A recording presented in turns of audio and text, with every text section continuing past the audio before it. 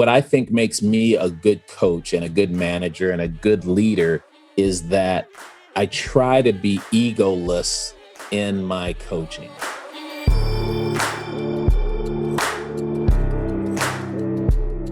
Hello, friends. This is the Let's Give a Damn podcast, and I'm so glad you're here.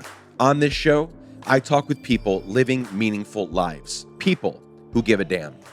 If you love this show, hit subscribe and leave a review on Apple Podcasts or follow us on Spotify. It would mean the world to me. Now, friends, my guest today is the incredible Craig Robinson. Our mutual friend Joey Jenkins introduced us a few weeks ago, and I'm so glad he did because Craig is a damn good human. Craig was born in Chicago to Fraser and Marian Robinson, and you may know his only sibling and younger sister, Michelle. Michelle Obama, that is. Craig played basketball at Princeton and went on to play professional ball overseas. He then entered the world of finance, but eventually came back to basketball as a coach. He coached at Brown and Oregon State for well over a decade. His career as a coach is truly remarkable. He's also been an on-air basketball analyst and broadcaster. About a decade ago, Craig wrote a fantastic memoir called A Game of Character. I hope you all grab a copy. It's a fantastic read. And there are two things I want you to watch after this podcast, of course, that will help you learn more about Craig and Michelle's relationship and friendship, because I, for one, find it fascinating. Number one, go watch Becoming on Netflix. Craig shows up several times in that documentary. It's so good. And number two, go to YouTube and find an hour-long conversation between Michelle and Craig, moderated by the wonderful Isabel Wilkerson. Now, during this conversation, Craig and I talk about his fascinating family, his amazing career, what it's like to be brother to one of the most famous and recognizable women and families in the world. We also spend a few minutes talking about his first encounter with the police when he was a boy, the Black Lives Matter movement, and what we need to do and can do as a country to move forward. You're going to love Craig, so how about I shut up now so we can begin? But before we jump into this conversation, a quick reminder that you can anytime and for any reason, email me at hello@letsgiveadamn.com. I love hearing from you. And now, let's get right into my conversation with the delightful and inspiring Craig Robinson. Let's go.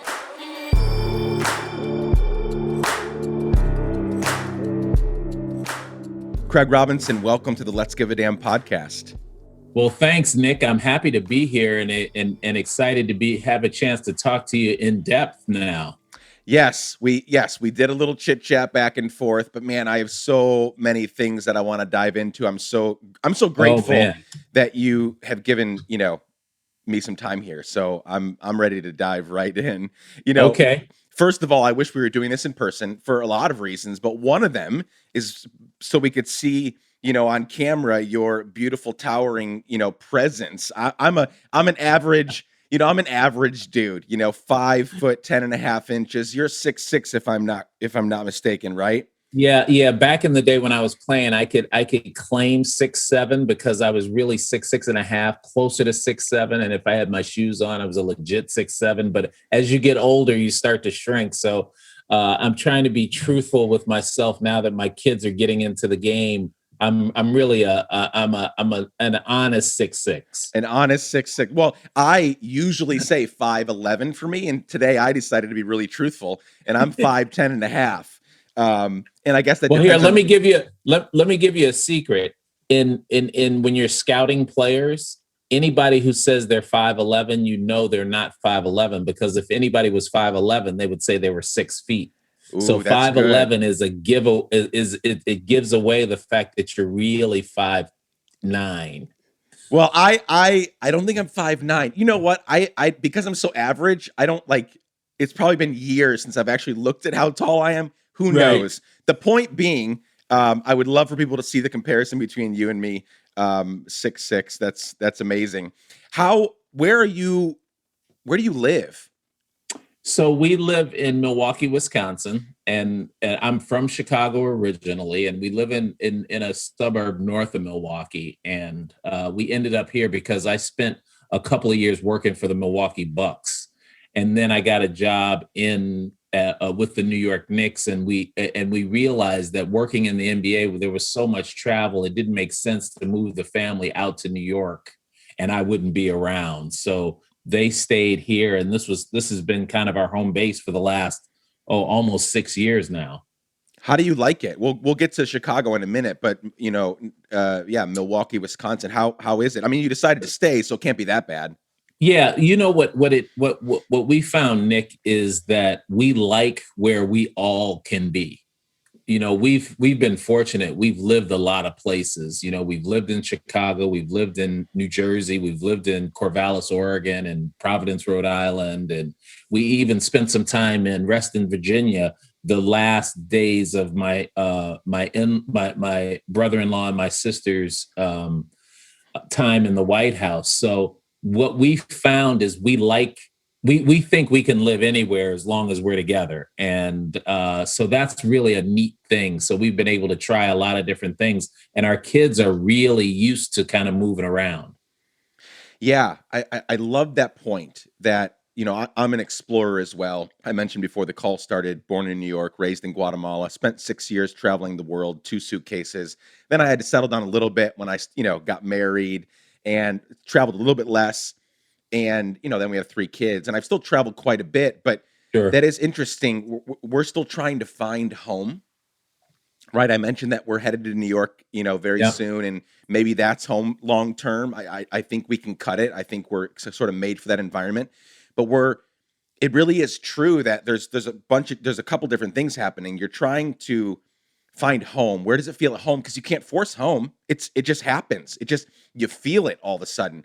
But then on the other side of the equation, you've got your people. You've got your close people, and usually that's your partner and your kids, or it could be some other people. But you got your people, and wherever they are, you can usually cut it. You can usually make it Yeah. because those are the people that have your back no matter what. And yeah, that's interesting. So Milwaukee, Yeah. Wisconsin. Yeah, so we've been happy here, but we also understand that life could bring on another change, and we like to stay flexible. It was really my 2 younger kids are still at home. We have 2 older kids who are out of the house, but we were thinking that it would have been nice to take advantage of this COVID environment and get in a camper and just travel around the country, and then have our home be the camper. And but my wife doesn't trust me driving it, so we had to put the kibosh on that idea. Well, there you go. I've had a few friends that have done that. They've loved it. They've all loved it. If this wasn't such a crazy year of like work and dreaming and creating for me, I think we might have done the same thing, because it's been. Let me ask you this, because I don't want to go on and on about how our pandemic experience was. I'll chime in at different points, but I'd love to hear. So you didn't go traveling. Well, we're not out of it yet. How has the pandemic been for you all? Have there been some ups and downs? What's sort of been the general feeling through it? So to give you your listeners a little bit of a background, for oh my goodness, now 14 years prior to 2013. So from 99 to 2013, I worked as a college basketball coach. So we moved around a lot. And then I went from there to working for ESPN for a couple of years. And then I went from ESPN right to working in the NBA, which was even more travel. So the pandemic, ironically for us, has been a real blessing, because we have been able to spend more time together. And my wife pointed out to me, it was the first time in 20 years that I have been home for Thanksgiving and Christmas, and been able to see the whole process from start to finish. So Thanksgiving, Christmas, New Year, this was the first time in 20 years that we weren't traveling somewhere, or they didn't come out to visit me, or I didn't have to open up Christmas presents and then leave. And so it has been really a neat experience. I would say 85 to 90% of the time has been extremely positive for us. there's some negative things like, a lot of my friends and I, what we have experienced with sort of the virtual learning is you get a real deep look into what is actually happening in the education system. Yep. And it is shocking and surprising. Yep. And Yep. so, if there was ever any negative, it was kind of, we have to rethink.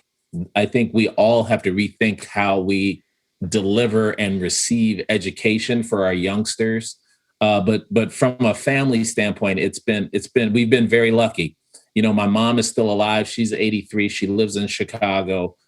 She never got COVID. She's vaccinated now. We really stayed close to home. We had our family and didn't do anything for more than a year. So from a health standpoint, we enjoyed it, and we were able to enjoy it because we were together and we were healthy. A couple things there. I'll start at the tail end of what you said, about the education system. If there have been multiple big things that have happened throughout this year that have truly exposed the need to be home and the space that we have to think and to even, research and read and watch and see different things that are happening, whether it's things that have happened in the Black Lives Matter movement or the education system. My wife and I just had a fairly tense conversation this morning because we were talking, early on in the pandemic. I was like, forget this virtual school thing. Let's just homeschool them. I think it'll be easier. I was homeschooled, grew up overseas, so we had to homeschool.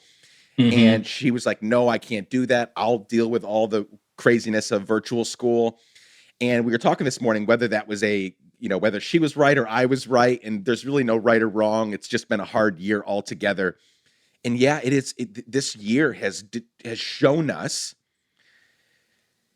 that there are so many things that we need to work on.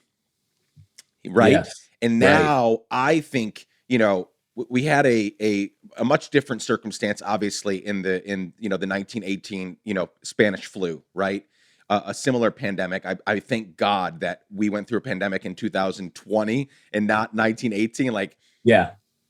All things considered, it was super easy, right? We have books and we have Netflix and we have each other, and we can, if you wanted to, you could get in a camper and drive around the country, right? We have all these things. Right. I can't even imagine going through something like this, 102 years ago. But, after the pandemic in 1918, you had the Roaring 20s, right? A direct result of being cooped up for a year or two. I think that's coming. I'm not talking just economically. I think that'll happen. I think a lot of people are starting stuff and, people are more creative than ever in a lot of ways. But I also think that so many inequities, so many inequalities, so many injustices, so many problems have, reared their ugly heads over this year. And now we have to decide what are we going to do with that, whether it's the education system, whether it's, any number of things, some of which we will, dive into, during this conversation. But it's so true. We have realized, when we send our kids off to school every day, you don't realize some of the stuff that's happening. And now it's they're sitting right next to you, right on a Zoom screen. There's one in the other room. There's one in the other room. And you're just like, man, this is, the problems that are coming up. This is not working. So, but another thing is, I wanted to go back to something you said earlier when I asked you about the pandemic. And that is, I feel very similarly to you that I was on the road, for my kids have grown up seeing me, dropping me off at the airport every couple of weeks. Yeah. I've seen them so much on FaceTime as they've grown up. Just in my line of work, we do different things, but I was always, out and about doing different things, recording stuff, producing this event, doing that, always somewhere else. And this year forced me to not get on a plane for 13 months and forced me to stay home. And I'll be honest, I feel like I'm a decent father that's always striving to be better. My wife is an incredible, mother. She's so good. Shows me up every single day on how to be a spectacular parent. And I was scared that I was gonna screw up this year. I was scared that this was gonna be like a really hard year, that I was gonna get sick of being home all the time and it was gonna get so frustrating and I wasn't gonna enjoy it. And sure, there have been hard moments for sure.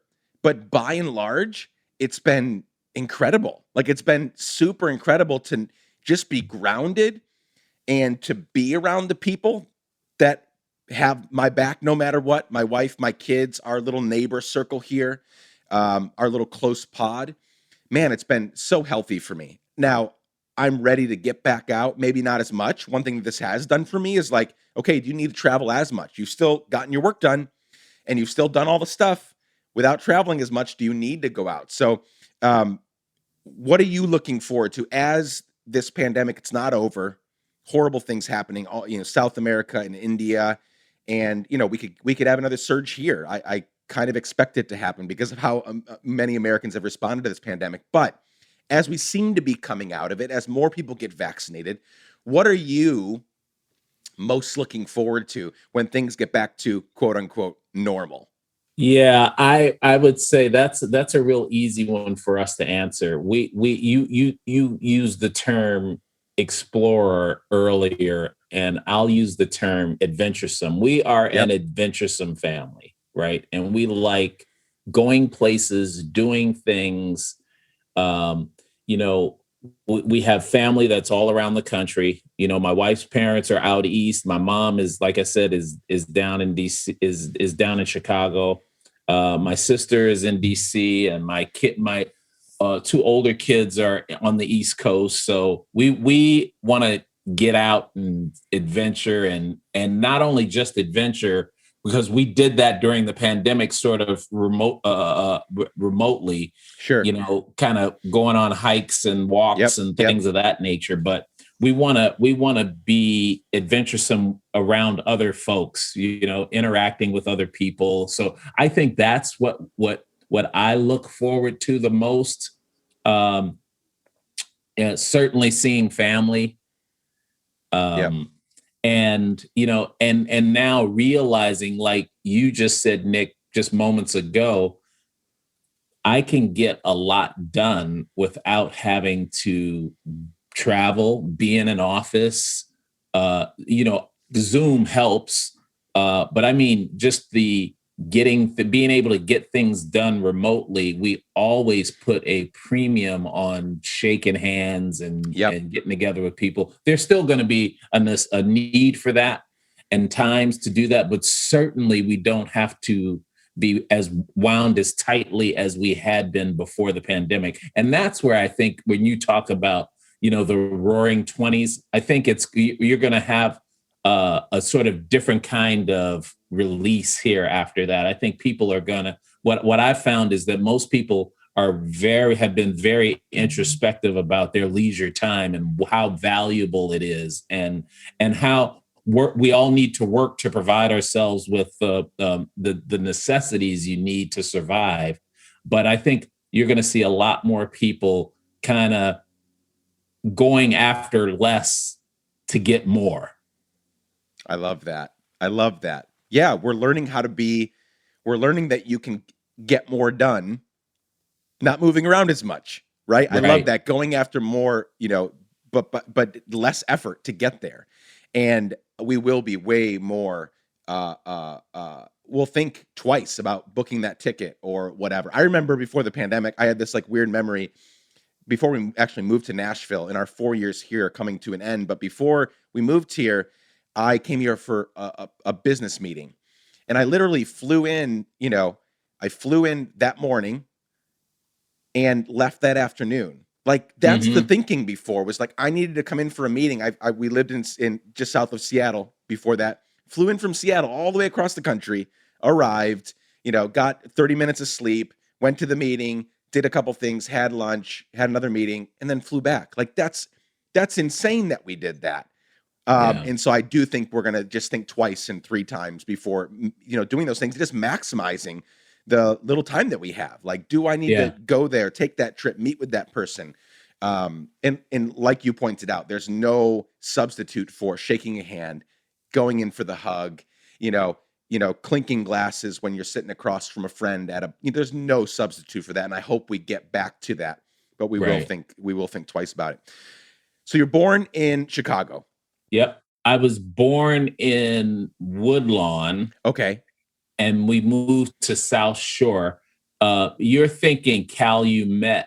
Park. Calumet. There you Yeah. go. Okay. Yeah. No, Calumet was a little south of South Shore. Got it. But I grew up, we lived in Woodlawn for, almost 3 years, the first 3 years of my life. Then we moved to South Shore, which is where my mom's house is. She that's where that's our home, right? That's when I think of home, I think of South Shore, 74th and Euclid. Our house was there from the time I was 3 until right now. Does your mom still live in that same house? No, she does She not doesn't? live in that house, but it's still there, and she still owns it. But or actually now I think it might be in the process of being sort of a what do you call that, like a landmark? Got it. Yeah, that kind of thing. Thanks to my sister and my brother-in-law, but she doesn't live there now. But she only moved out of there about 3 years ago. Got it. So that's kind of seared into your memory. Yeah. Tell me about your parents. Who are they? What did they do? Because I want to get into some of like the upbringing, and we'll also, you have this one sister. What's her name again? I think some of our listeners might have heard of her. But let's talk about your parents. Who they are? What did they do? Yeah. My dad was Fraser Robinson III, which we always laughed at because he always said, when you have a third after your name, you should be coming into some money. And we were just very, very working class, poor. That's hilarious. Yeah. And my mom, Marian, they both were born and raised in Chicago, but my father's family was from South Carolina and Mississippi, and my mom's family was from Mississippi. And both families migrated to Chicago. They grew up in Chicago, and couldn't have provided a better environment to grow up in, right? And I was just talking to somebody about this the other day. They were the type of parents who were,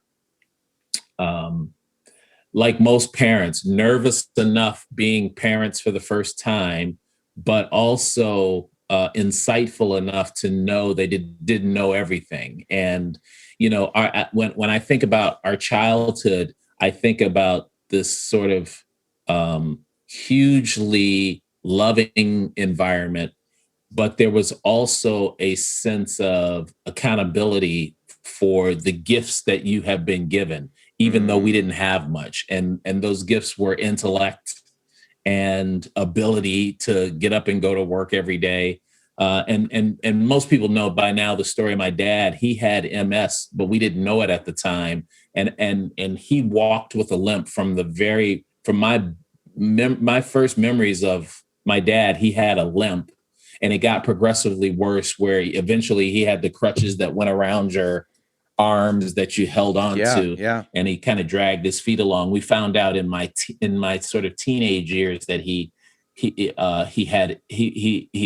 had MS, and so he was disabled, but he never missed a day of work. Missed a day of work. And he worked for the city of Chicago in the water department, and he worked a swing shift. So he worked 6 days on days, couple days off, 6 days on afternoons, couple days off, and 6 days on night, couple days off, and was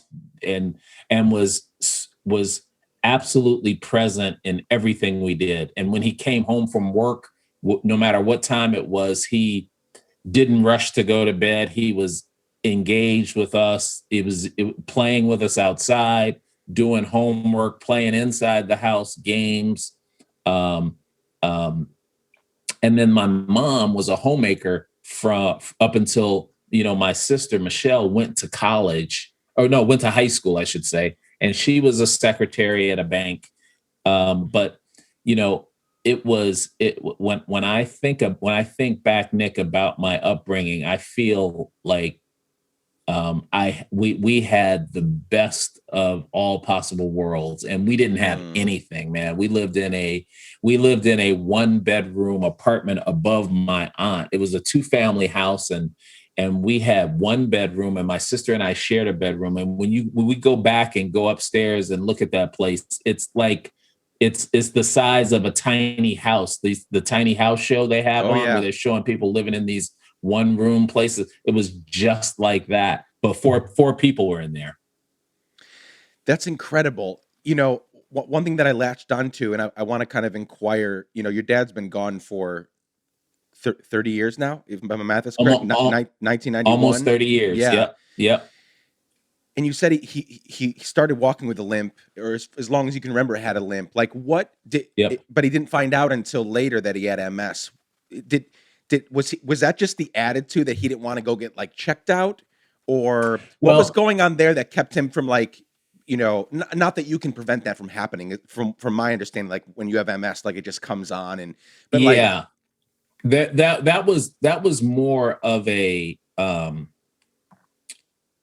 that was more of a what is the term that I want to use for that? That was cultural, right? sure, Because Black folks in the inner city didn't have doctors. Like we only went to see a doctor when there was something wrong, right? Because you grow up and the system isn't built for you, right? They yep, don't really want you around anyway, and doctors are expensive. So it's not like your healthcare, our healthcare was the emergency room. So if I had a fever or strep throat or I had to go see a doctor, we went to the emergency room. So you only went if there was something really serious, and that's a cultural phenomenon. And underrepresented communities, now that I'm older, I realize this is a problem, worldwide. yep, So it wasn't like it wasn't like he was avoiding going. He just felt like he had hurt his back. He thought it was a function of a back injury. He had a surgery on his back and had a disc removed. And then after that, he thought he was limping because of what had happened from that surgery. So he wasn't an infirm person other than being sort of what we right, call now disabled. Back then they said handicapped. yep, But he really didn't feel bad. So he got up and went to work every day. He just had to get up a little earlier and make sure he got he got started earlier so he could be on time. And so and even by the time we had to sort of get physicals to start school, you did that at a clinic, right? We didn't have a family doctor. I mean, I didn't have a family doctor until I was well into my 30s, yeah. when I realized that get a checkup every year, have blood work done, all that kind of stuff. So that's how that went so long before it got diagnosed, because, and then on top of it, there was some denial on his part and our part that this phenomenon was getting worse. And once we realized that it was getting worse, then we went to see a specialist and all that kind of stuff. And that was when he was diagnosed. You know, I wondered if you were going to go there, and I'm obviously not glad that you did, but I figured that's where you were going to go, that it was just cultural. And I think beyond, this is not my expertise, but just from my experience talking with people and even being poor growing up myself, it is among, you know, the Black community, but it's also just poor people. Like Right. it is an indictment on our country that poor people can't get health care. All Right. of the money, all of the resources, all of the things we could do to help people. You have these generations of people that don't have family doctors and that wait until the very, very last second to go get help. Right. And as a result, people get sicker and sicker. People die that shouldn't die. People get sick that Right. shouldn't get sick. And it's terrible. And I don't know if things were different culturally, if your dad would have gotten better help or, you know, been able to stay alive longer. I don't know any of that, but I was wondering if you were going to go there, and you went right there. And I was like, man, that it pains me that it pains. Here's why it pains me. That was happening back in the, you know, in the 60s, 70s, 80s, right? Leading up to his Yeah. death. And it's still happening today. Right. I know Right. people in my friend circle that don't have means, that don't have resources, that can barely pay for the worst kind of insurance. And they don't go to the doctor because they're scared shitless that they're going to get a bill that they can't pay. That's that, and that's that. And you said it. That it's been going on for years. So that was, and had I not met my current wife, I probably would have been a younger version of that guy. And so it's in a way, my dad's disability made us be more concerned about our own personal health, and times are different now. There's Sure. so much more information Yep. that you can avail yourself of, and so we're just in better shape right now. But yeah, that was back then, man. I went to get shots, immunizations, sort of penicillin shots when you had Yep. infection, and that was it. That's wild. Crazy. Craig, what do you miss most about your dad?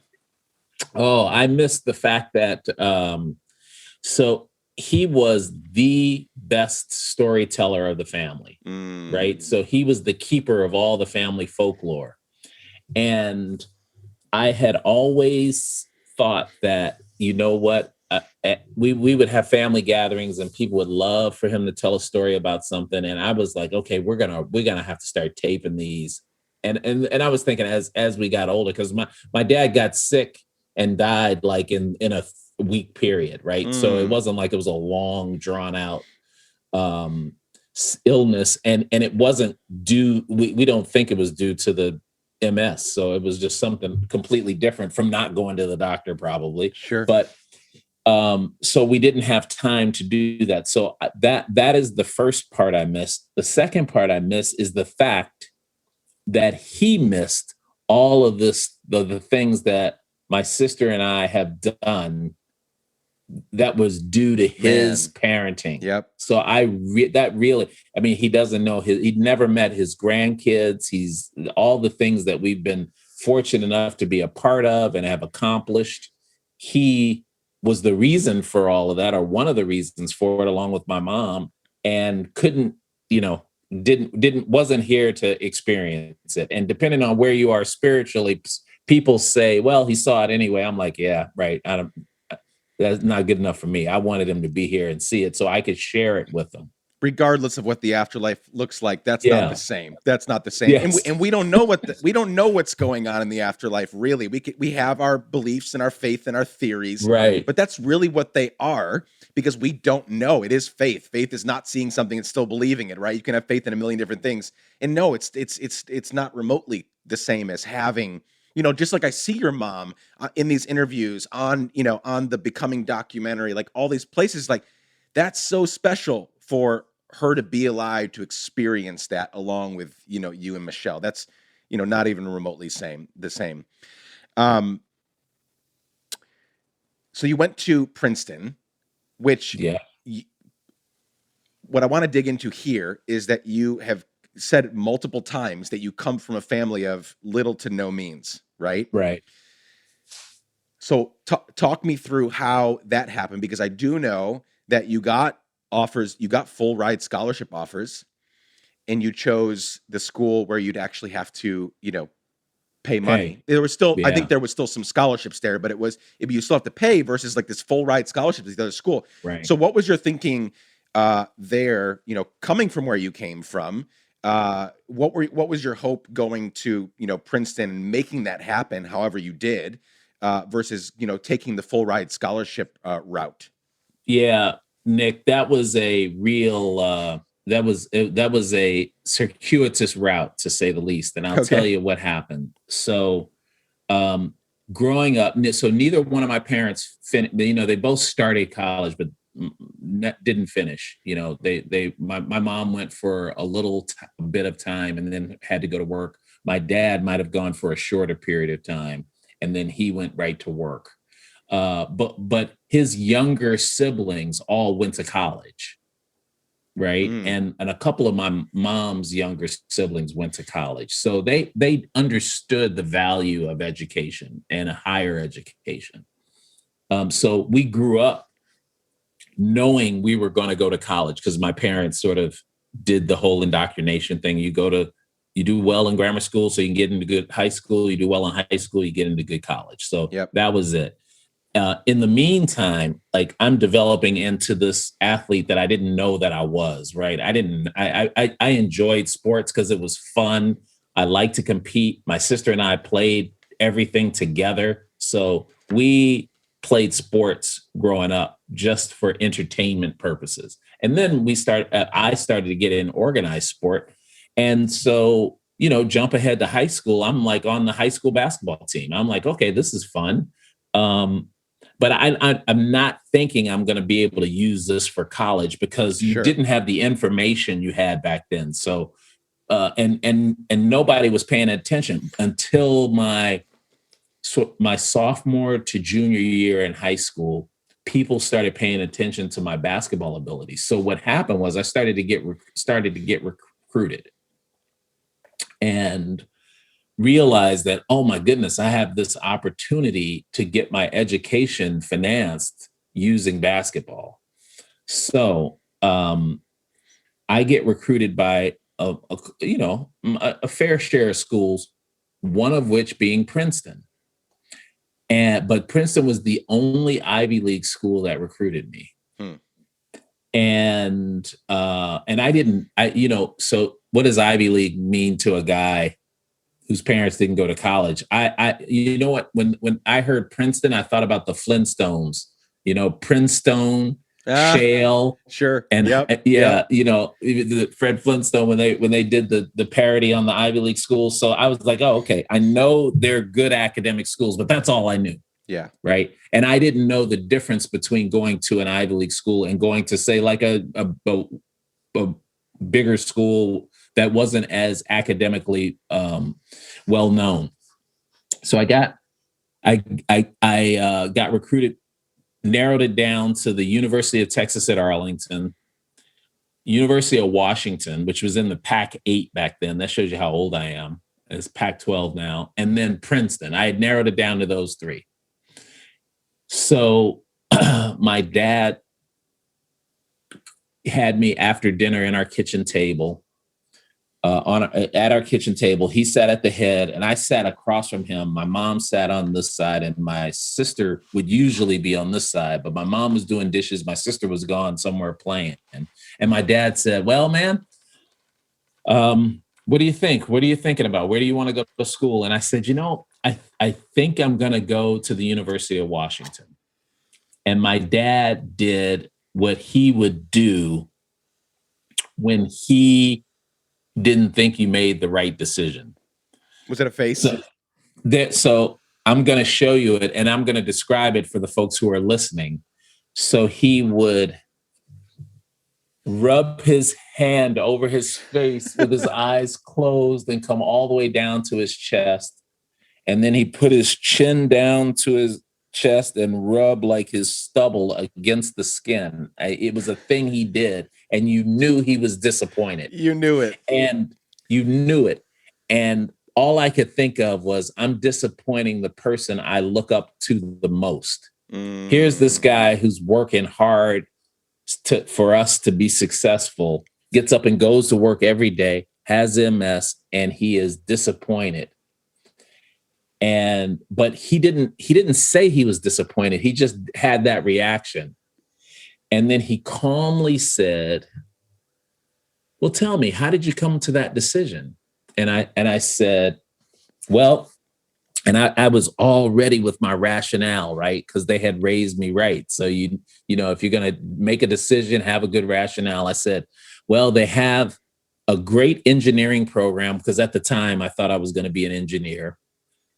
I said, they play in the Pac-8 conference, which is a big conference. And I worked out with those guys when I was there because I had gone on an official visit. And I thought I said, by my junior year, I think I could play. I could be starting by the time I was a junior, maybe. And so, and then I said, and the most important thing was that it's free. Mm-hmm. Because at the time, Princeton was $13,000 a year, right? And our family contribution was like 2,000 or 2,500. You might as well have said it was 2 million to me, because I was like $2,500. No way. Can't. Yeah, right. I'm not going to do that to my parents. So my dad said, he said, well, I'm only going to say one thing. If you pick your school based on how much I have to pay, I'm going to be disappointed. Mm. Mm. And that when he said he was going to be disappointed, when he was disappointed, the whole house was disappointed. So he said, why don't you think about that? And then we'll talk about this tomorrow. And I went to my room and I was just like defeated. And so the next day comes around, the exact same situation. He's sitting at the head of the table. I'm at the other end. My mom's doing dishes. My sister's nowhere to be found. And he says, well, have you thought about what we talked about yesterday? And I said, yeah. I said, I thought about it. And, and I said, it's funny. I actually liked and before I could get anything other than the PR in Princeton out, he slammed his hand on the desk and on the table and said, fine, you'll go there. Yeah. So that was his way of letting me make my decision where to go, as long as I made the right decision. Yeah. So that is, Nick, how I ended up at Princeton, paying and taking out loans rather than getting a free education, because this guy with no college education, but a lot of street smarts, knew that Princeton was the right move for me. Now, I will tell you, I was telling the truth. I actually did like Princeton the best, but it was no way we were going to pay that. Now, there is a postscript to this story, because once I graduated from Princeton and I have this wonderful career there, and I'm educated. And then I end up going to the University of Chicago, which was the #1 business school at the time. And I'm on my way to this career in finance that's what people dream about. I'm over at my mom's after my dad had died, and we're going through some papers, and she's trying to get me my name on things, and so that I know where things are in case something happens. And so I'm going through these papers, and I see these visa bills, and I'm looking through, and I'm like, what are all these credit card charges? And my mom was like, give me that. You weren't supposed to see that. And then I didn't let her. And I was trying to figure it out. What I came to find out, Nick, that they financed their part of the family contribution with credit cards because they didn't have the money. Wow. How about that? And that is how I ended up at Princeton University. Has there ever been, even at that moment when you're rifling through credit card statements and realizing the amount of effort it took for them to, send you there and keep you there, did you ever regret that? Or do you still to this day, give thanks to the universe for like sending you there versus, UW or, or Texas? Absolutely. And no offense to any of the other schools, sure, but it changed our lives. Not just my life. It changed our whole family's life. And let me tell you, it wasn't a piece of cake, because at one point when I got there freshman year, I thought I was going to flunk out, and I called my dad up crying that I was in over my head, and he talked me off the ledge, and I ended up, finishing at Princeton, getting my degree, and having a great experience both academically as well as athletically and socially. So at what point did you, obviously basketball has played a huge part in your life back then in college, but also you went on to like coach, and also, you played professionally, internationally, overseas. You were recruited to the 76ers, or you were brought onto the team. Maybe you can clarify that for me, but it's been a huge part of your life. Talk to me about like why. I mean, maybe it's just that. Yeah, why basketball? And what's special about the sport of basketball? I've got a couple reasons. One is I'm just genuinely curious your opinion. Yeah. Basketball is one sport that I've never been able to, like, I'm not a big sports guy as it is. I'll be honest. Like I grew up in Guatemala, so actual football, the real football, Yep. soccer was part of my everyday, and I loved baseball, but that was about it. And now I just don't have time or the the mental capacity to keep sports, in my life. But basketball, like I see so many people that love it so much, and Yeah. it obviously the community aspect and all that. But why basketball for you? Yeah. So basketball for me, and listen, I grew up playing every sport, right? So back in the day, you just played the sports that were in season.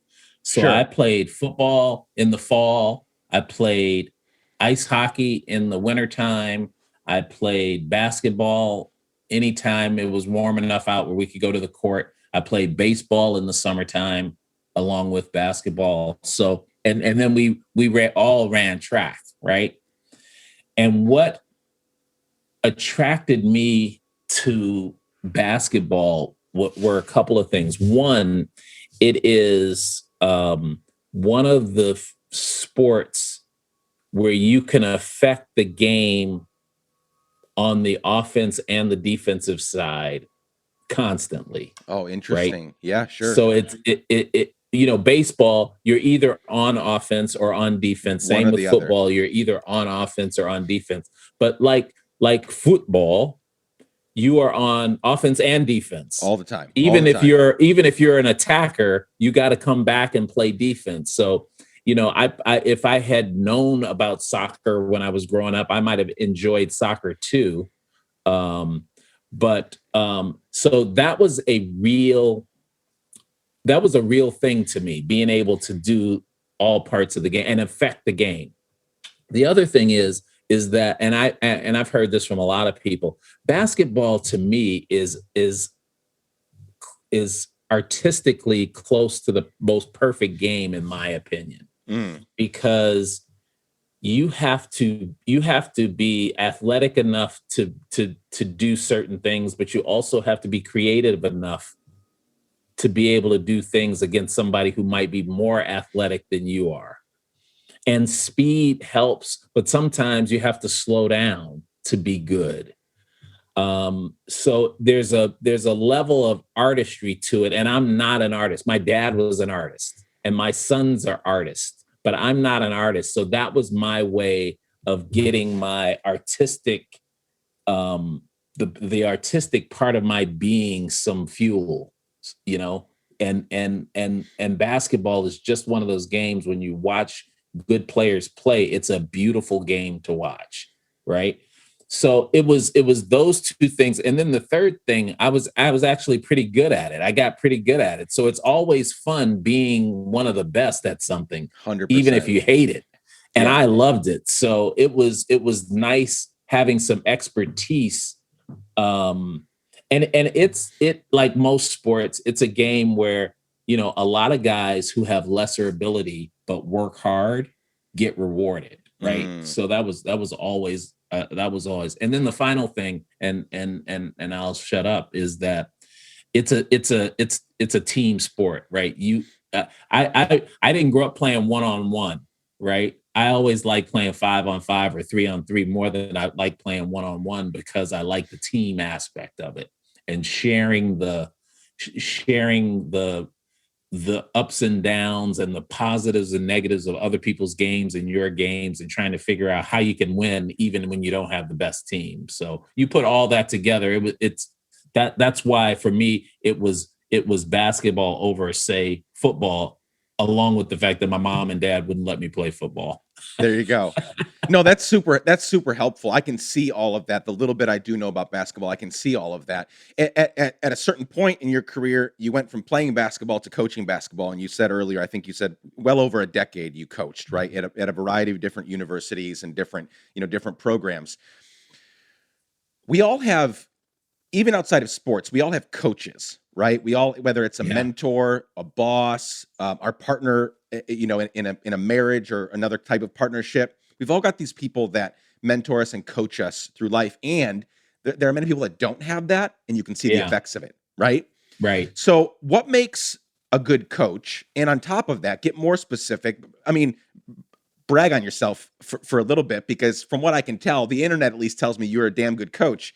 So what makes a good coach, but also what makes you a good coach? What is it about you that helps you be a good coach, and what does it take to be a good coach? And people listening can switch out coach for mentor, for whatever, because we all need those people in our lives. Sure, Nick, and I appreciate that question. And I will start to answer it by saying this.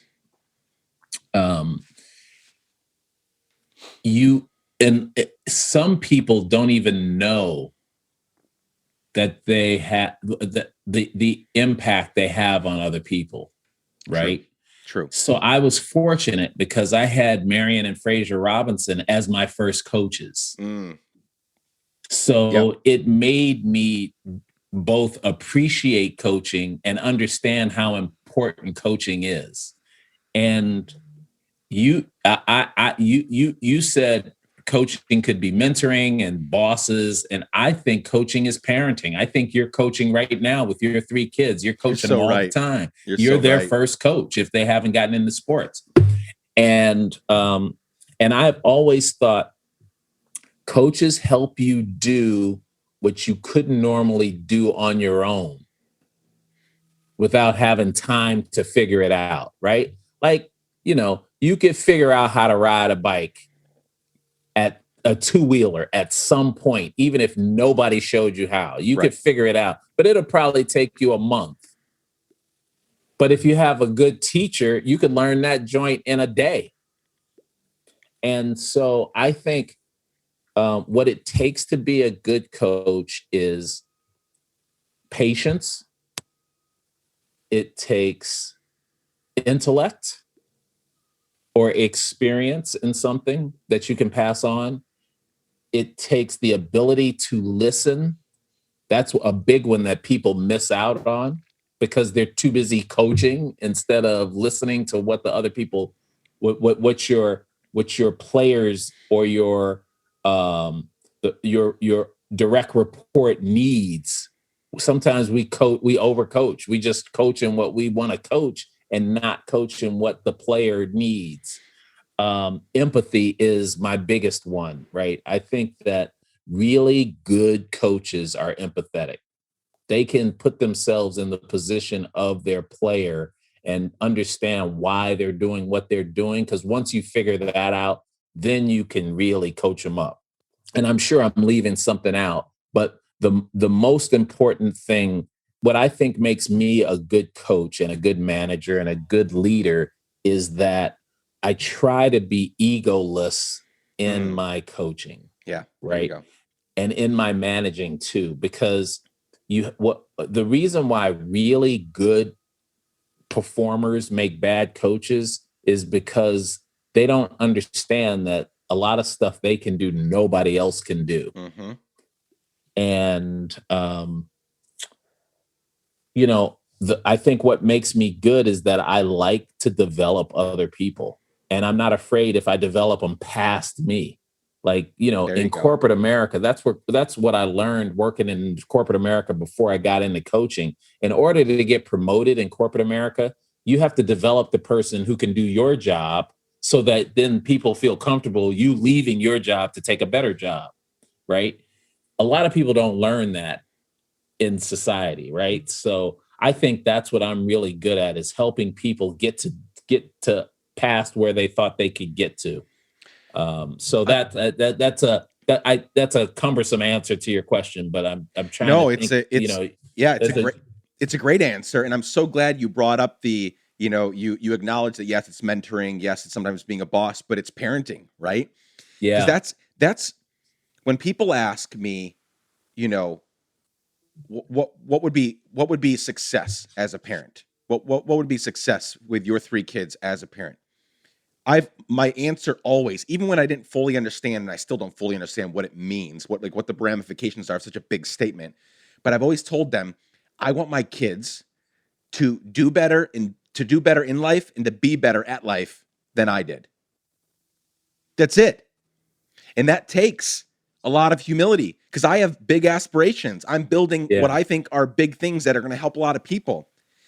And yet I can't lose sight while I'm doing all of my stuff in my career.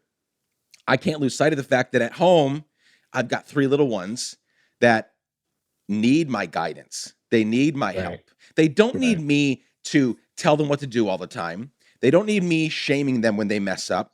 They don't need me, you know, answering all the questions they have right away without helping them answer some of the questions themselves, right? They don't need all of that. They need someone that is humble. They need someone that is empathetic. They do need me to know, you know, generally, by and large, like what I'm doing, but it just takes a lot of humility. And you talked about listening too. I have one daughter that I love to the moon and back. She's 8 years old. We're actually very much alike. As I think back growing up, my dad and I'm one of 12 kids. Oh, wow. And out of all 12 kids, I'm the second oldest. If you ask my parents right now, especially my dad, he's grayer on top than my mom is. Who gave you most of those gray hairs? Without even hesitating, they will say Nick. Nick gave us most of the gray hairs. Yeah. We were too similar. My dad and I were too similar, right? So we bucked heads like so much. Well, my daughter and I are doing that now. And I find so many times that while I will ask her a question, she'll be doing whatever, and it's, you know, she'll be being a drama queen or, you know, getting too upset at her sister or whatever, and I will ask what's going on. And while she's answering, I interrupt her to begin trying to fix the situation. Yeah. And she comes at me so hard. She says, "You're not even letting me finish." Yeah. Yeah. Like, and she's 8. She's 8. And she's like, "How you asked me a question and you didn't give me a chance to answer." And I look over and my wife just looks at me and gives me the eyes like she's telling you the truth. So just like back off and listen to her. And typically when I listen, it might not be, you know, it might not exonerate her what she's explaining, but it sure as hell gives me more context for, okay, here's how I can help out now, right? So there's a lot of listening. I was not a good listener for many, many years in my career. It got me places because I didn't listen to people and I just did what I knew I needed to do. It also got me into a lot of trouble.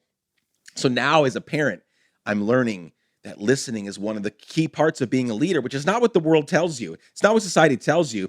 They want you to be this like alpha male. They want you to like take charge and tell everybody what to do and this and that. And it's like, no, actually most of leadership, most of coaching, a lot of mentorship is listening. Yeah. So you get the full context of what's going on, and then you can give your feedback. Then you can lead. Then you can guide, knowing fully what's going on. So I love that answer. I think that's super helpful. Good. Before we move on to, I want to spend a good chunk of our time on the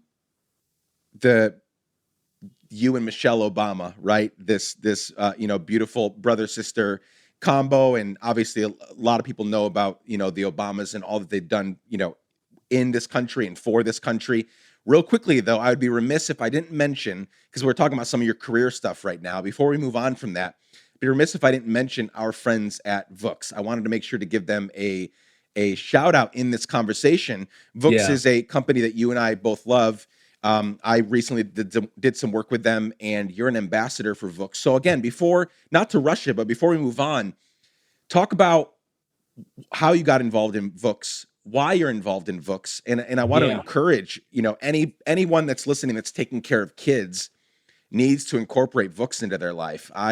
I love the product. I love the company so much. Just share for a minute or two about Vooks.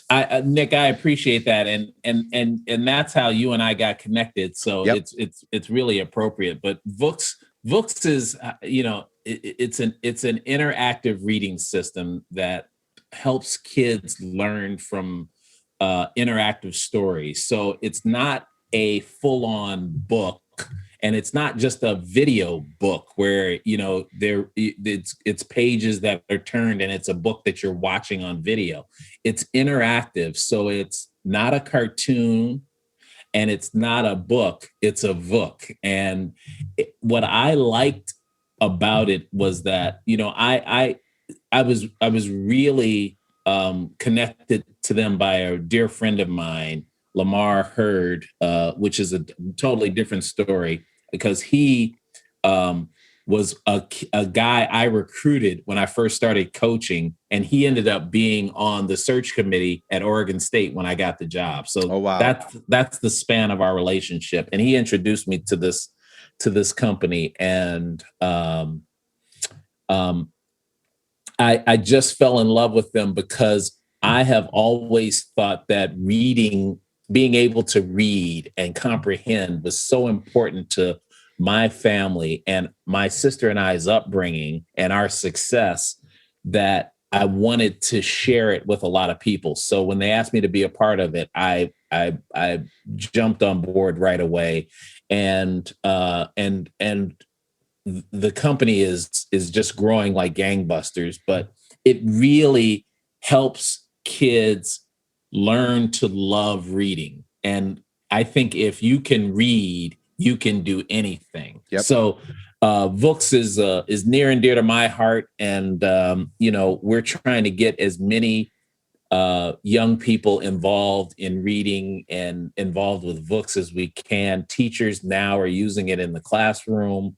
Parents are using it at home, and it is a real healthy way to get screen time for your kids. So I appreciate you allowing me to have a little bit of a commercial, but it's such a great company, and they're so family oriented and family focused, and that their values are matched up with the values of our family. So it's a perfect fit. And when you can be passionate about a project, you're good at selling it. Yeah, of course. When you were talking about being a coach, one of the things you mentioned that we didn't talk about was you have to have intellect. You have to be intellect. Like nobody's going to want you to be their coach.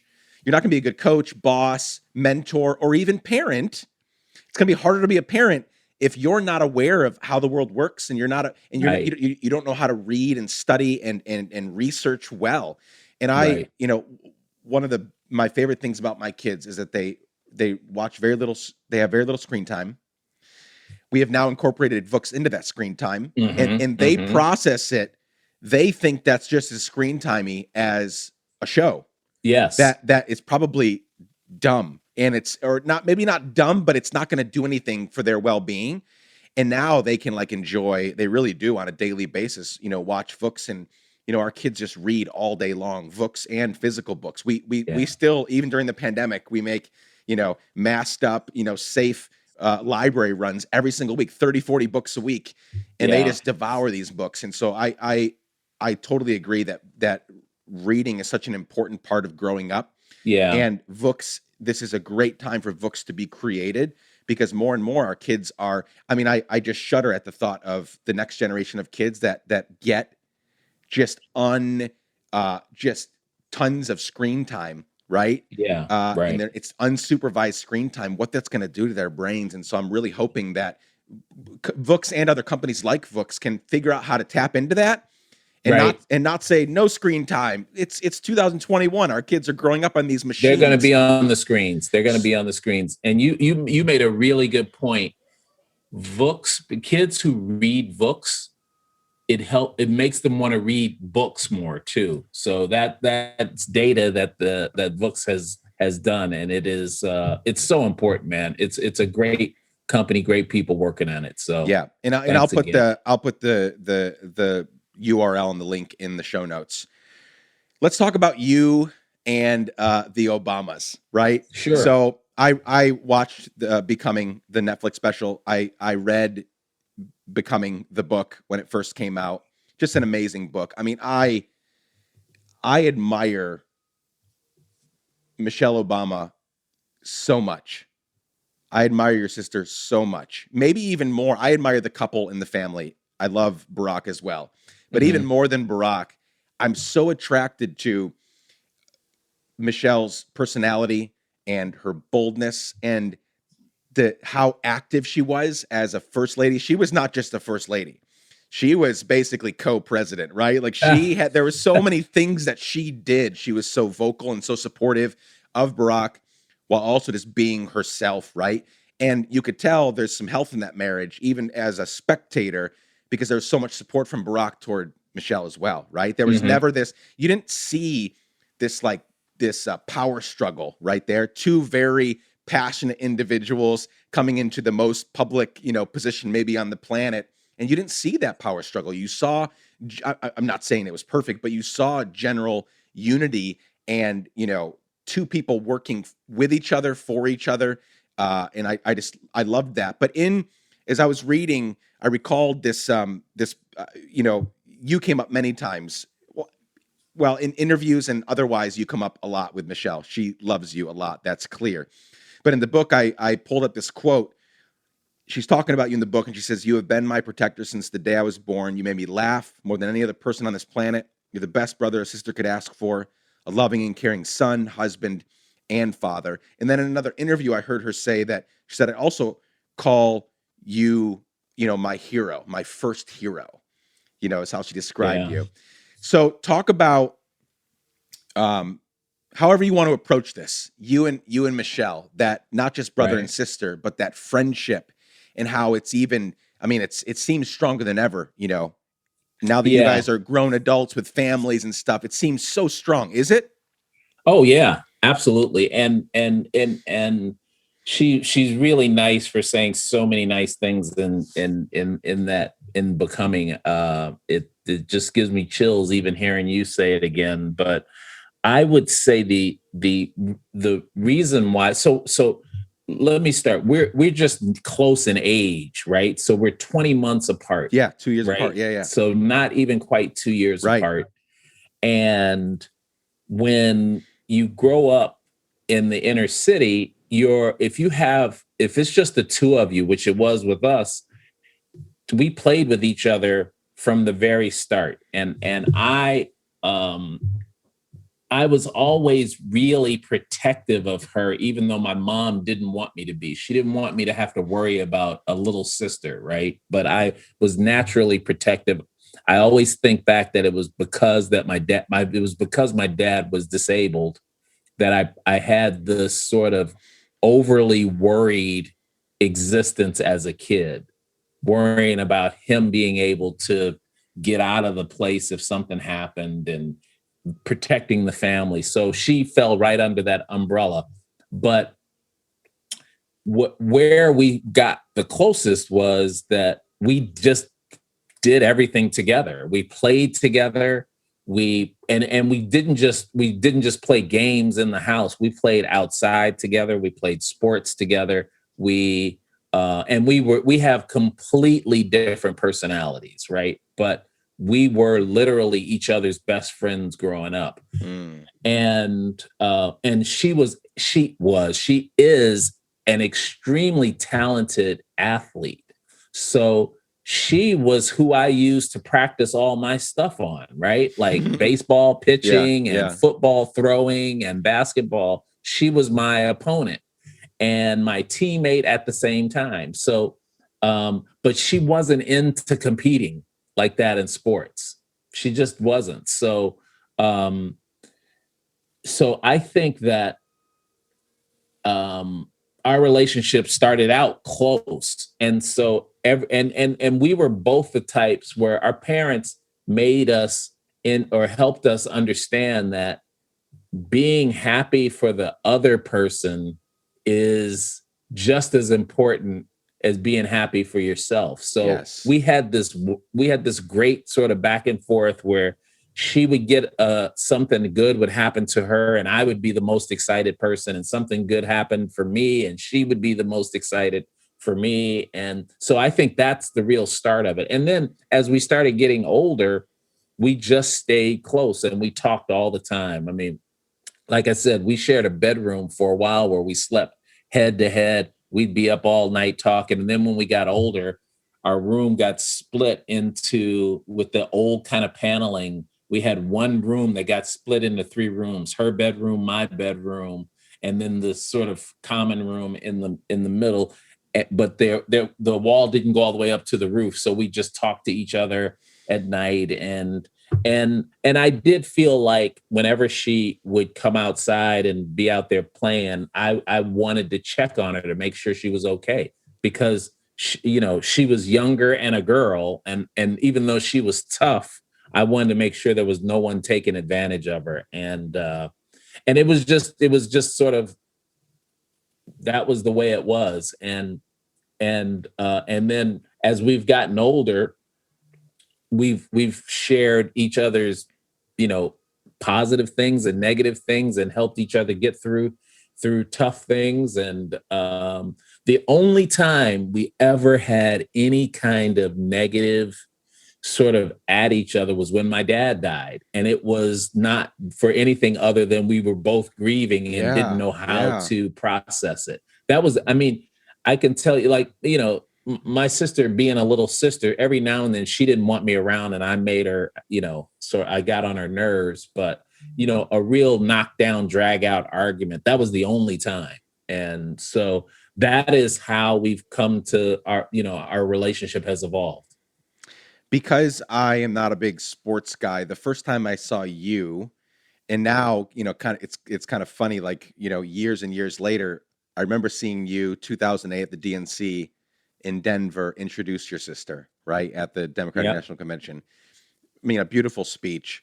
Um, let's talk about those 8 years briefly. Let's talk about the 8 years of the Obama presidency. That obviously changed obviously Barack and Michelle were already in the public eye for a variety of reasons, but then they took on the role of, it's so fascinating to me. It still is when I think about how few people have been in the role of the presidency. Yeah, Like it's crazy, right? We're talking Yeah. a few dozen people in the entirety of this country, and it wasn't just any president, right? It was the first Black president and the first Black first lady. Just a tremendous thing. So, did your relationship get better during those 8 years? How was it being the brother of quite possibly two of the most famous people on the entire planet? Yeah, it's life changing, right? It really is. I mean, you can't, and you look at this face, and people see Michelle Obama when they see my face. It's amazing, and Yeah, I can see it. It's so much so that I was on Stephen Colbert's show, and he did a picture of me with the hair of my sister, Like photoshopped because on. he thought he cropped it in, so because he thought we looked so much alike. But that's what happens. So you go from and it's, listen, being a basketball coach at a major Division I university, people recognize you from ESPN from time to time, but it's not anything like it became once they were in the White House. I mean, and like you mentioned, them being the first Black family, everybody wanted to come up and say congratulations. Yep. Thank you. Can I take a picture? It was just something we never planned for, and we tried to sort of talk about all the things that could happen if they ever made it all the way to the White House. So it was tough, but it was so humbling and gratifying to see how they touch so many people, because I would say 90% of the feedback or interactions I had were positive. And there were 10% of the people who would, there's always the trolls or the people who would say nasty things. And, but it was, I would say, Nick, it was an eye-opening, but it was eye-opening and an eye-opening experience, but I would not change it, even though it was hard for everyone else in the family. Right. But, you just learn how to deal with it. And that it takes me all the way back to my parents. They were really good at preparing us for this, even though they didn't have any idea we were being prepared for this. And you just treat people with the way you'd like to be treated. Speak your mind, stand up for yourself, and you can make it through just about anything. And we made it through those 8 years. How happy are you now that I'm sure you get more of your sister now, post 2016. So how happy are you that era is finally over? It's so much nicer that they're the former president and first lady, because you can share more of the time with them. But my sister tried to make it as normal as possible for us when they were in there. I mean, I would play a game in DC and take my team to the White House. We'd have Christmas. We'd be there for a Christmas party or a Thanksgiving or birthdays. We tried to make it my sister tried to make it as normal as possible for her kids, which meant she wanted our kids around so that they could have sort of a normal family, as normal a family experience as you could have being in their shoes. But it's so much nicer now because there's a lot. It's a lot easier for us to get together. There's so much more I'd love to ask you about that time period and you and the Obamas. We'll save that for another time. What I want to do in this last part of our conversation is, I don't know how else to say it than just to say it. Like, I want to talk with you for a few minutes about politics and society and where we are as a country. Mm-hmm. It's no secret that the country, made a dramatic shift, in 2016 as your sister and brother-in-law left the White House and, the new administration came in. It's been a very traumatic, 4 or 5 years. I'm young, so I don't want to make any exaggerated claims, but I don't know that it's at least been a long time since we've seen these levels of vitriol and divisiveness in this country. Just so much hatred, and you see all these people that it's not like we're anymore. The Trump presidency and Donald Trump specifically didn't make us more racist. He just gave permission to a lot of people to come out and speak their mind, right? Whether it was racism or xenophobia or whatever the case may be. And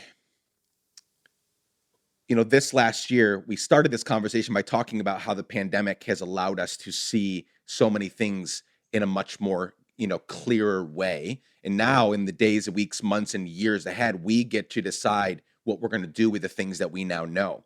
And one of the things, we've seen police acts of police brutality against Black and brown people many times throughout. I mean, this is not new. We're talking decades of this, right? Centuries, really. Mm-hmm. I mean, the police were founded as slave catchers, so this is centuries old problem. But we started to see it more and more, and we start, now we got these iPhone things, and so people are filming videos, and so obviously this last year has been turmoil-ish and very traumatizing, starting with the global Black Lives Matter movement that came as a result of George Floyd's very public lynching. And it still brings me so much sadness when I think about this past year. I've heard this story of you when you were younger, mm-hmm. being accused of stealing a bike. Yes. And you didn't absolutely. steal that bike. That was your bike. And right. There were accusers and the police got involved, and it wasn't until they brought you home and your mom got involved. Tell us that story, because this is not what I want to do as you're sharing your thoughts is I want to kind of bring more context to who you are and the kinds of experiences that have shaped you, but to also realize that, this past summer when I marched in Black Lives Matter rallies all over the country, when lots of people march all over the country, and I marched, here in Nashville, we're holding the same signs that Black women held in Selma, Alabama in the 60s. Same signs. Yeah. Which means that we're having the same problems decades later, 60 years later.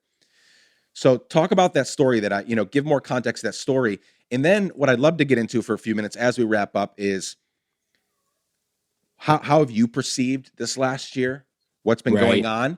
And then we'll get into some solutions. I want to end on a high note because I know I don't know, we're just getting to meet each other now, face to face on this screen, but I sense that you have, well, if you have anything from your sister, you've got this, when they go low, we go high attitude. I feel like what I know about you is very hopeful.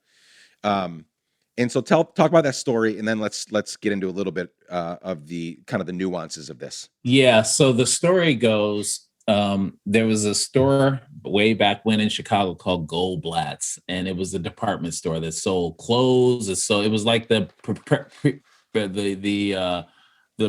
predecessor of something like a Kmart, where you get everything there, sure. Right? And they had these bikes that were on sale. And I had this beautiful yellow 10-speed bike that my parents saved up their money to buy me and for my birthday. And so I got this brand new 10-speed and I'm riding, and so I ride over to Rainbow Beach, which is near where we lived, but it was a beach on the south side of Chicago. And I'm riding along, and a police car pulls up beside me, and I am my sister calls me Honest John. So I am the last guy who's going to get stopped by the police, right? I am Mr. I help the police. I am the helper kind of kid. I am the good kid. I talk other kids out of being and doing something that'll get them in trouble. That's me. So this policeman walks up to me and he says, "Hey, where'd you get that bike?" And I'm, of course, so naive. I'm thinking he's admiring my brand new yellow bike. I was like, "Yo, Goldblatts. My parents got it for me for my birthday." He was like, "Yeah." He's like, "Really, Goldblatts?" I was like, "You stole that bike." And I thought he was kidding. I was like, no, I didn't steal it. My parents bought me this bike. And so he wouldn't let it go. And so then I started getting scared because I was like, he was like, "Well, we're gonna take this bike because it's not yours." And I was like, "No, look, I tell you what, take me home and I'll prove to you that this is my bike." Now, he thought that I stole the bike because what we found out later is in the old bikes, the cables that changed the gears and used for the brakes, they were these white cables that had a wire inside. Yep. Well, they didn't give you clamps to clamp that against the frame. So we used these twist ties that came with baggies. Baggies are Ziploc bags before Ziploc bags. They didn't zip and lock. You just put stuff in them, and then you tied these green and white twist ties around them. We use those green and white twist ties around the frame of the bike to keep the wires close. Well, everybody who bought those bikes probably did that. And so he thought because I had these green twist ties that I had stolen this bike from someone who reported a bike with green twist ties. So he takes me home, and to make a long story short, my mom completely reams him out because he was a black cop accusing a black kid of stealing a bike before he had any facts. And my mom sent him on his way. And then the next day called his boss at work and said he should come back and apologize to her son for accusing him of stealing the bike. And the next day he came back and he apologized to me. So that was really one of my few lifelong interactions with the police, right? Other than getting tickets and sort of having I've gotten pulled over for DWB, driving while black. That's happened to me a couple of times, but that was the only time where I was accused of something. And so, but I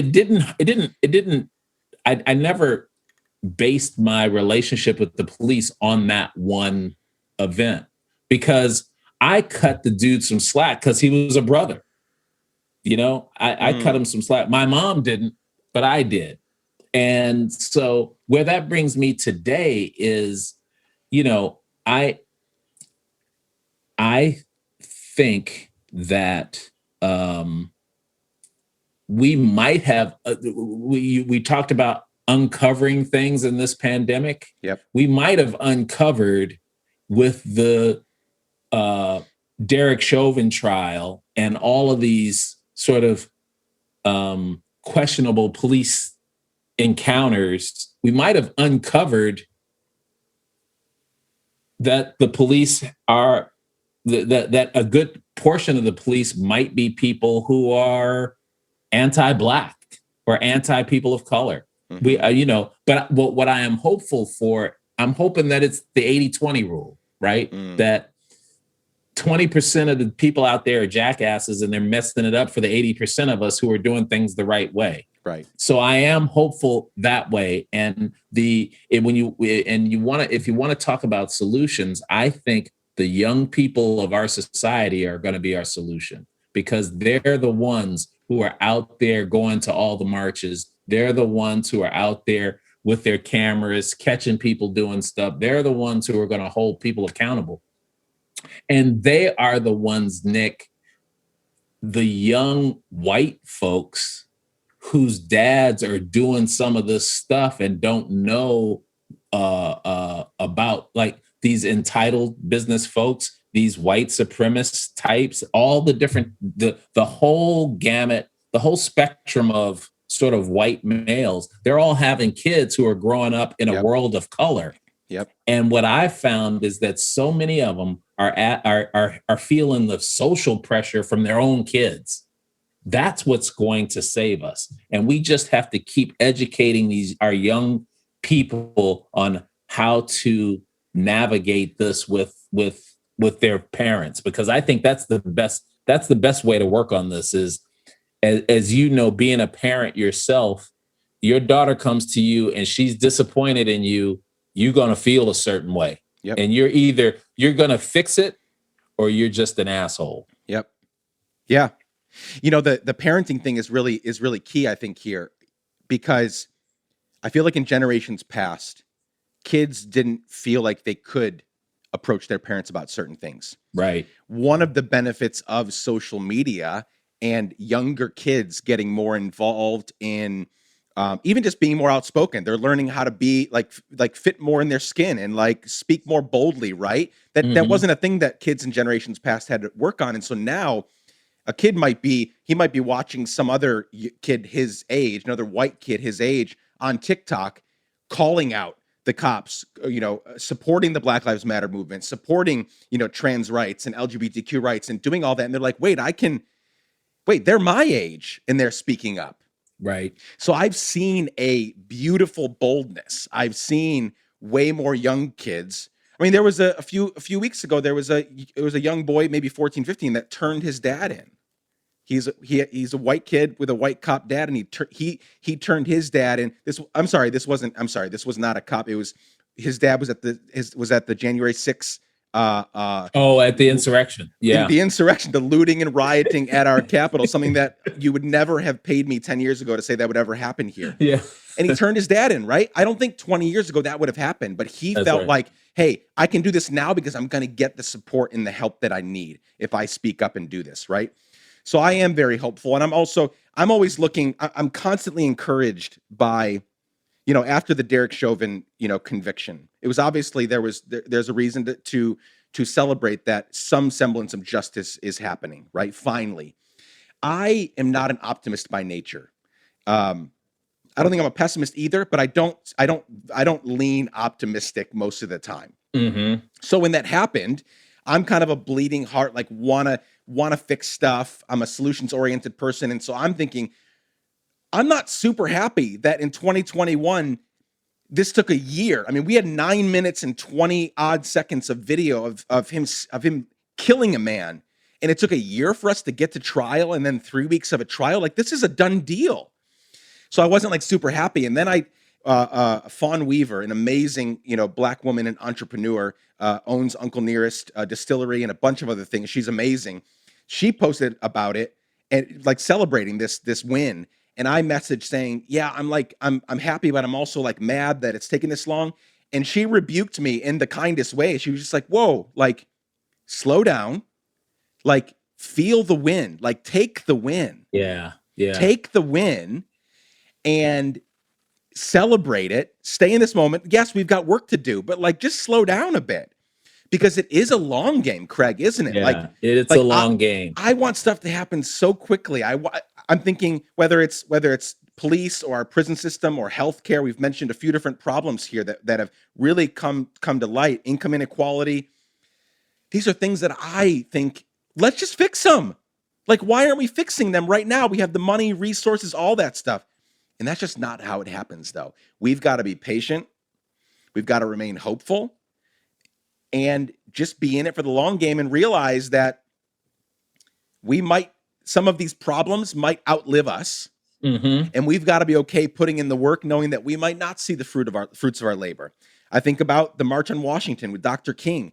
It was hundreds of thousands of Black people and a few white people, right? This past summer, when George Floyd was murdered, and the whole country, not just the whole country, the whole world erupted in support for finding a solution for this and against police brutality. it was Black people, it was white people, it was Latinx people, it was Asian people, it was all kind, young, old, my kids, old people, right? You saw Right. people hanging Black Lives Matter flags outside their window. I mean, I can drive around Nashville, which is a pretty white, we're a blue dot in the middle of a sea of red, right? But I can drive around my city, which has a lot of conservative minds and thinking still. There's Black Lives Matter signs in all, like, so many yards, right? And so I think I love your answer there, and I love the hope that I hear in your voice, and the hope that I got from Fawn and many other Black leaders that I've interacted with over this past year that have rebuked me gently and kindly, saying, "Yo, like, I get it. We should have figured this shit out by now. This shouldn't be a problem by now. We shouldn't be holding the same signs as they did 60, 70 years ago. But we're making progress." Derek Chauvin, the conviction, that's huge. That's massive that many of his fellow police officers got on the stand and said, "No way, that's not what I got into this for. We will not Right. stand by and support that. We will not stay silent." Many more need to speak up, but again, that's progress, right? And so I'm hoping that we can continue to stay hopeful, Yeah, absolutely. And it's my nature to sort of be hopeful, but it's also my nature to be strategic. So Yeah. I'm not I think I'm strategically hopeful, but I can't say enough, as I said before, it's going to be our young people that will eventually save us and Yeah. eventually enlighten us. And and social media is going to be a way they do it. It's going to be their ability to gather, their ability. They're not as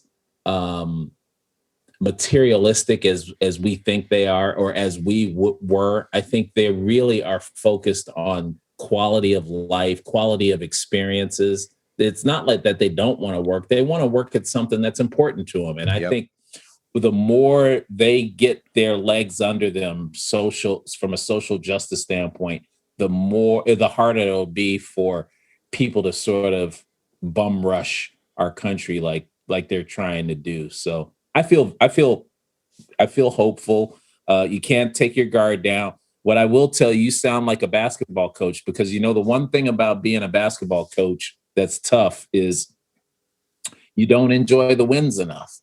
You Yeah. know, as soon as you win a game, you're thinking about your next game. And when you lose a game, you don't feel good again until you win a game. So neither one of those scenarios do you enjoy the win. So Fawn was right. She was you gotta enjoy the win, and then take what you can, watch some film, and then be prepared for the next opponent. That's so good. And I appreciate you saying that. I am constantly trying to grow and work on myself and not be too hard on myself. And that's my, like, number one project, really. Yeah, Especially this past year, when so many things have come to light, is I've spent a lot of this year angry, upset. right, right, And that's fine at different times. There are times to get angry and upset, but that's not sustainable. right. I mean, I don't know No, about you, but I want to be in this game, the game of life, and the game of giving a damn, and the game of, making meaningful change for the next 60, 70 years, right? And, right. like, till my dying breath. And if I'm angry, right, I'm going to age. I'm going to age quicker, right? And I'm not going to be able to see those. I love that you brought the comparison to the basketball coach. Like, I need to slow down and watch the game film and say, okay, cool, we messed up there, but, like, we won this one and we lost that one, and what can we do better? But enjoying the wins, and we've seen some really, I think, important strategic wins in society.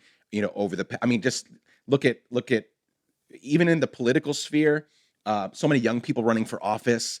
Um, my God, it really is, when you step back and not ignore the problems, but just, like, focus on the wins and the beautiful things that are happening in society. Yeah, that you can't help but feel hopeful. So I'm Hmm. I'm I'm excited about that. Craig, thank you so much for your time. Thank you for your work.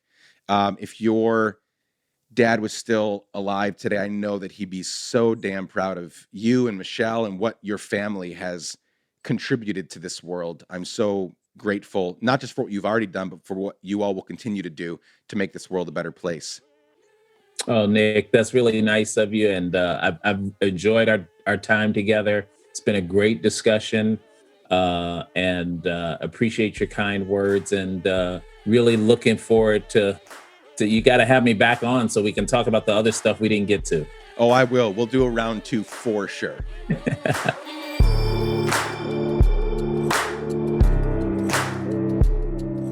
That's it for today, my friends. Thank you so much for showing up and for spending some time with Craig and me. To learn more about Craig Robinson and all things Let's Give a Damn, visit letsgiveadamn.com. And please go watch Becoming on Netflix. It's so inspiring. It's so good. And pick up a copy of Craig's memoir, A Game of Character. As soon as this podcast is over, consider leaving us a review on Apple Podcasts or on whichever podcast app you use to listen to the show. It would mean the world to me, and it does so much to build this podcast and to help it get into the ears and lives and hearts of more and more people. Thank you so much for showing up today, friends. I'm so grateful for each and every one of you. Chad Snavely, Jess Collins, and the team at Sound On Studios made this episode. The music is by our friend Propaganda. You can reach out to me anytime and for any reason at hello@letsgiveadamn.com. I love you all. Be safe. Keep giving a damn. Bye for now.